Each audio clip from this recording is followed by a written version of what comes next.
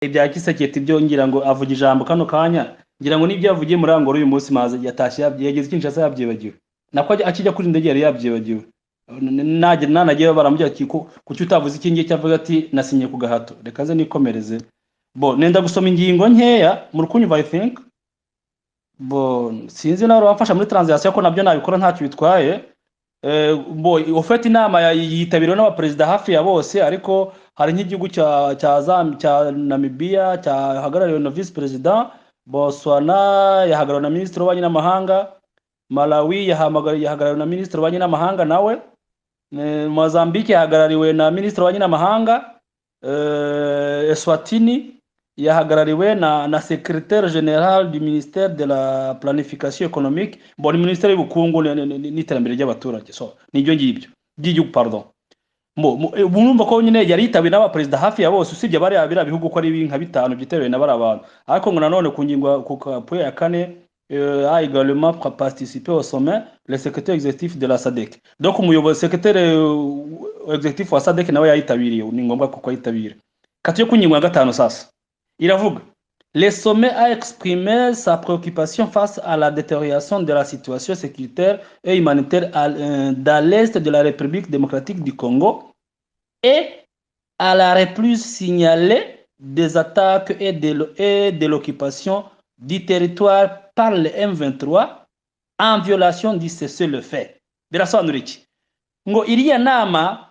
yagaragaje impungenge zayo ku bibazo biri kubera mu bibazo bijyanye n'umutekano n'ibibazo bijyanye n'umutekano n'abaturage biri kubera muri Republika ya Demokarasi ya Kongo mu burasirazuba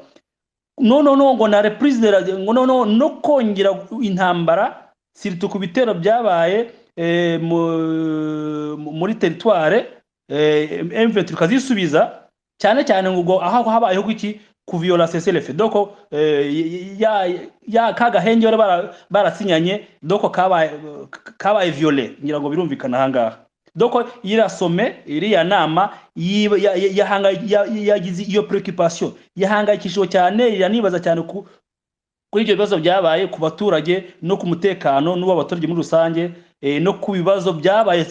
bya cessez-le-feu ngira ngo icyo kirumvikanye ingingo ya gatandatu iravuga ngo le sommet a fourni des orientations stratégiques sur le déploiement de la mission de la SADC iriya nama yagaragaze nibura intumbero nibura z'ingenzi stratégique uburyo ibintu byakorwa byo kohereza ingabo za SADC muri Republika ya Demokarasi ya Congo mu ntumbero dans le but de restaurer la paix et la sécurité dans le pays mu ntumbero cyangwa se nibura mu ntego zo kugira ngo bagarure amahoro n'umutekano mu gihugu ya karindwi le sommet a félicité les états membres ayant consenti les efforts supplémentaires en faveur de déploiement hano yashimiraga ibihugu nibura byemeye hano byumvikana ibihugu byemeye kuko si byose byemeye gutanga ingabo zizajya muri SADC zizajya muri la mission yiswe Sami DRC donc iriya nama yashimiye nibura ibihugu byiyemeje guzatangiza ngabo zizajya muri Sami DRC byumvikana ko hano tari zose niko byanditse bigaragara le sommet a rappelé qu'il était nécessaire que la SADC prenne le devant des efforts visant à mobiliser des ressources nécessaires à la promotion de la paix et la sécurité dans la région de la SADC iriya nama nanone yibukije ko ari ngombwa ko SADC yagomba gushyiramo intege kugira ngo nibura iby'ingenzi bishobora gukoreshwa ressources nécessaires iby'ingenzi bishobora gukoreshwa ni wenda ibikoresho nibura ko kugira ngo hagarurwe amahoro n'umutekano muri region SADC ibereyemo hano ni muri Kongo n'ahandi hose kuko wenda na Mozambique yabirimo ko hano ni mu rwego rwa SADC. Ces efforts incluent la relance des échanges en vue d'établir et de rendre opérationnel l'effort pour la paix de la SADC ainsi que la concertation avec les partenaires internationaux de coopération. Iravuga ati ngo izo mbaraga nibura ngo zigaragara mu guhererekanya guhererekanya amakuru n'iki kugira ngo nibura haboneke n'amafaranga yo gukoreshwa mu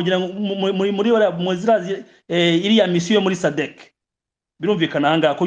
buryo habaho cooperation nibara abanyamahanga niba ari ONU cyangwa se Union Europe cyangwa se Amerika, ku buryo habaho guhana hana makuru ku buryo nibara haboneka amafaranga ajya gukoreshwa muri ubwo buryo. Bino birumvikana. Inono ya 9 les sommets informés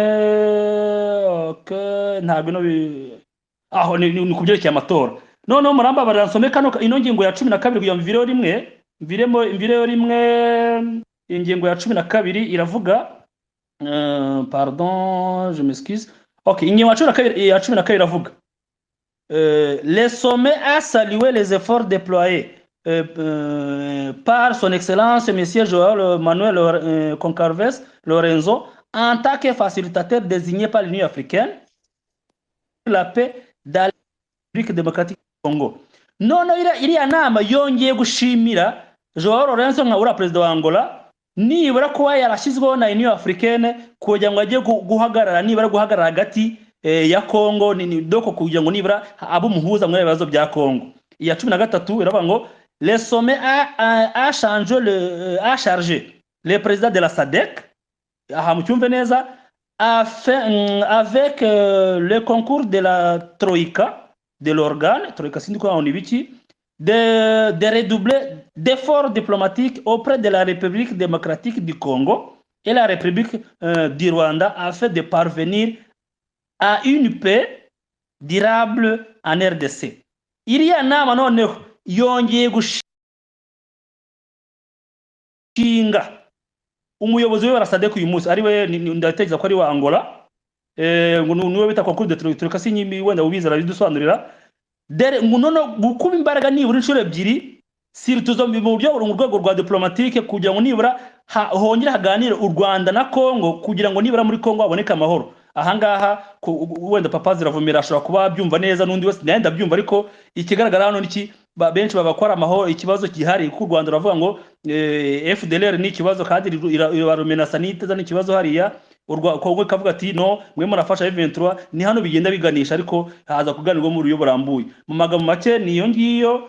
nayo ngayo igaragara ahangaha wenda nkomerejeho umuntu umwe simplicité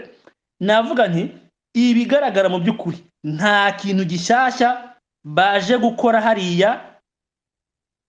muri Congo nta kintu bijeje Kisegeti bamuye ikintu gishoboka ni diplomasi yonyine nubwo ingabo zajyayo zose nubwo ize zajyayo zose ko ibihugu byose siko bizajyayo abazajyayo nukongera kureba ko haboneka amahoro ariko mu buryo buri diplomatique nta kintu kivuze ngo ngeze zajyayo nta cyavuze ngo sinzajyayo nako ibihugu bimwe buyanda byari plonche mbere wenda mbisubiyemo magambo make icyavuze ko kizohereza ingabo ni Afrique du Sud ni Namibie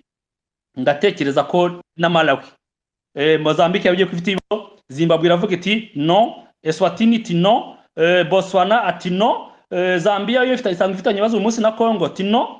Tanzania yavuze ati abasirikare bazaguma muri MONUSCO na